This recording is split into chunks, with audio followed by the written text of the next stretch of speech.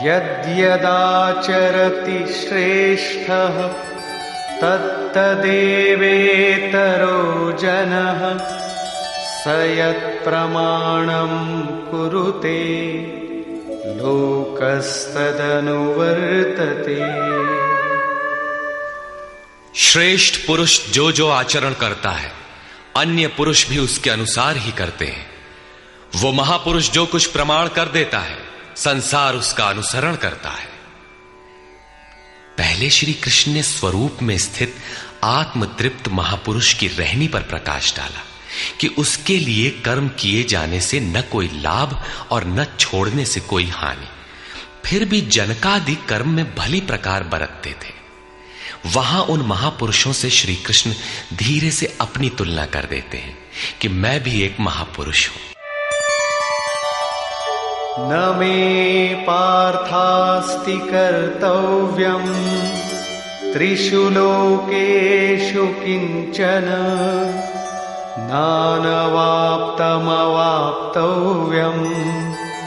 वर्त एव च कर्मणि। हे पार्थ, मुझे तीनों लोकों में कोई कर्तव्य नहीं है। पीछे कह आए हैं कि उस महापुरुष का समस्त भूतों में कोई कर्तव्य नहीं है। यहां कहते हैं तीनों लोकों में मुझे कुछ भी कर्तव्य शेष नहीं है तथा किंचन मात्र प्राप्त होने योग्य वस्तु अप्राप्त नहीं है। तब भी मैं कर्म में भली प्रकार बरतता हूं। क्यों? यदि हम न वर्तेयम् जातु कर्मण्यतन्द्रितः मम वर्त्मानुवर्तन्ते मनुष्याः पार्थ सर्वशः। क्योंकि यदि मैं सावधान होकर कदाचित कर्म में न बरतूं तो मनुष्य मेरे बर्ताव के अनुसार बरतने लग जाएंगे। तो क्या आपका अनुकरण भी बुरा है? श्री कृष्ण कहते हैं हां। उत्सीदेयुरिमे लोका न कुर्यां कर्म चेदहम् शंकरस्य च कर्ता स्याम् उपहन्यामिमाः प्रजाः। यदि मैं सावधान होकर कर्म न करूं तो ये सब लोग भ्रष्ट हो जाएं और मैं शंकरस्य वर्ण संकर का करने वाला हूं तथा इन सारी प्रजा का हनन करने वाला, मारने वाला बनूं। स्वरूप में स्थित महापुरुष सतर्क रहकर यदि आराधना क्रम में न लगे रहें तो समाज उनकी नकल करके भ्रष्ट हो जाएगा। महापुरुष ने तो आराधना पूर्ण करके परम नैष्कर्म्य की स्थिति को पाया है। वे न करें तो उनके लिए कोई हानि नहीं है, किंतु समाज ने तो अभी आराधना आरंभ ही नहीं की। पीछे वालों के मार्गदर्शन के लिए ही महापुरुष कर्म करते हैं। मैं भी करता हूं। अर्थात श्री कृष्ण एक महापुरुष थे, न कि बैकुंठ से आए हुए कोई विशेष भगवान। उन्होंने कहा कि महापुरुष लोक संग्रह के लिए कर्म करता है, मैं भी करता हूं। यदि न करूं तो लोगों का पतन हो जाए, सभी कर्म छोड़ बैठेंगे। मन बड़ा चंचल है, ये सब कुछ चाहता है, केवल भजन नहीं चाहता। यदि स्वरूपस्थ महापुरुष कर्म न करें तो देखा देखी पीछे वाले भी तुरंत कर्म छोड़ देंगे। उन्हें बहाना मिल जाए कि ये भजन नहीं करते, पान खाते हैं, इत्र लगाते हैं, सामान्य बातें करते हैं, फिर भी महापुरुष कहलाते हैं। ऐसा सोचकर वे भी आराधना से हट जाते हैं, पतित हो जाते हैं। श्री कृष्ण कहते हैं कि यदि मैं कर्म न करूं तो सब भ्रष्ट हो जाए और मैं वर्ण संकर का कर्ता बनूं। स्त्रियों के दूषित होने से वर्ण संकर तो देखा सुना जाता है। अर्जुन भी इसी के भय से विकल था कि स्त्रियां दूषित होंगी तो वर्ण संकर पैदा होंगे। किंतु श्री कृष्ण कहते हैं यदि मैं सावधान होकर आराधना में लगा न रहूं तो वर्ण संकर का कर्ता हूं। वस्तुतः आत्मा का शुद्ध वर्ण है परमात्मा। अपने शाश्वत स्वरूप के पथ से भटक जाना वर्ण संकरता है। यदि स्वरूपस्थ महापुरुष क्रिया में नहीं बरतता तो लोग उनके अनुकरण में क्रिया रहित हो जाएंगे, आत्मपथ से भटक जाएंगे, वर्ण संकर हो जाएंगे, वे प्रकृति में खो जाएंगे।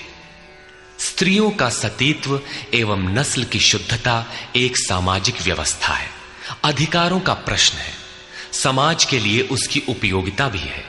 किंतु माता पिता की भूलों का संतान की साधना पर कोई प्रभाव नहीं पड़ता। आपन करनी पार उतरनी। हनुमान, व्यास, वशिष्ठ, नारद, शुकदेव, कबीर, ईसा इत्यादि अच्छे महापुरुष हुए, जबकि सामाजिक कुलीनता से इनका संपर्क नहीं है। आत्मा अपने पूर्व जन्म के गुण धर्म लेकर आता है। श्री कृष्ण कहते हैं, मनः षष्ठानीन्द्रियाणि प्रकृतिस्थानी कर्षति।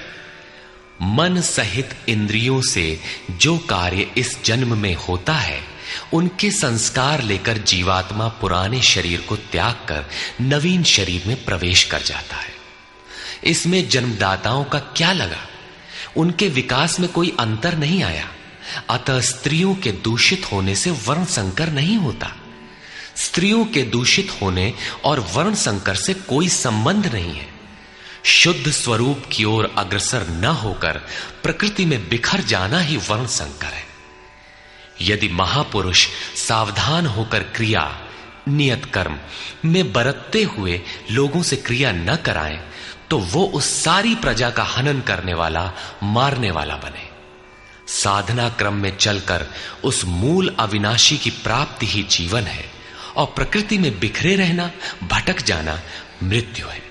किंतु वो महापुरुष इस सारी प्रजा को यदि क्रिया पथ पर नहीं चलाता, उस सारी प्रजा को बिखराव से रोककर सतपथ पर नहीं चलाता, तो वो सारी प्रजा का हनन करने वाला हत्यारा है, हिंसक है, और क्रमशः चलते हुए जो चला लेता है वो शुद्ध अहिंसा है। गीता के अनुसार शरीर का निधन, नश्वर कलेवरों का निधन मात्र परिवर्तन है, हिंसा नहीं। सक्ता कर्मण्य विद्वांसो यथा कुर्वन्ति भारत कुर्याद् विद्वांस तथा सक्तः चिकीर्षुर्लोक संग्रहम्। हे भारत, कर्म में आसक्त हुए अज्ञानी जन जैसे कर्म करते हैं, वैसे ही अनासक्त हुआ विद्वान, पूर्ण ज्ञाता भी लोक हृदय में प्रेरणा और कल्याण संग्रह चाहता हुआ कर्म करे। यज्ञ की विधि जानते और करते हुए भी हम अज्ञानी हैं। ज्ञान का अर्थ है प्रत्यक्ष जानकारी। जब तक लेश मात्र भी हम अलग हैं, आराध्य अलग है, तब तक अज्ञान विद्यमान है। जब तक अज्ञान है, तब तक कर्म में आसक्ति रहती है। अज्ञानी जितनी आसक्ति से आराधना करता है, उसी प्रकार अनासक्त, जिसे कर्मों से प्रयोजन नहीं है, तो आसक्ति क्यों होगी?